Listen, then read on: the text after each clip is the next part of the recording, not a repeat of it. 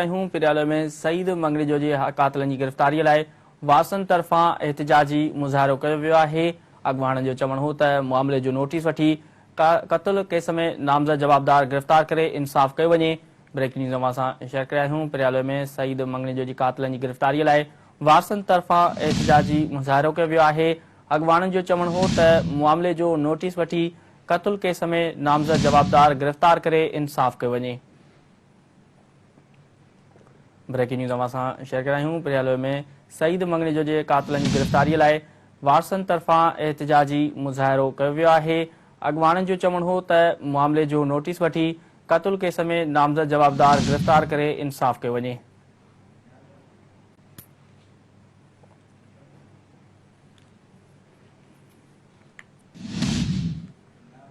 तफ़सील मालूम कंदासीं। टेलीफोन लाइन ते मौजूद आहिनि नियाज़ सोलंकी खां। जी नियाज़, पिराले में सईद मंगरेजो कातिलनि जी गिरफ़्तारी लाइ वारस एहतिजाज करिया आहिनि, हिन बाबति आगाह कजो।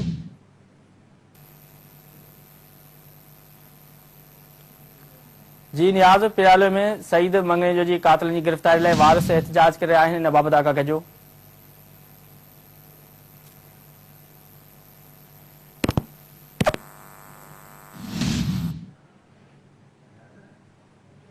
ख़बर अवां सां शेयर करिया आहियूं। पिराले में सईद मंगरेजो जे कातिलनि जी गिरफ़्तारी लाइ वारसनि तरफ़ां एहतिजाजी मुज़ाहिरो कयो वियो आहे। अॻवाणनि जो चवणु हो त मामले जो नोटिस वठी क़त्ल केस में नामज़द जवाबदार गिरफ़्तार करे इंसाफ़ कयो वञे।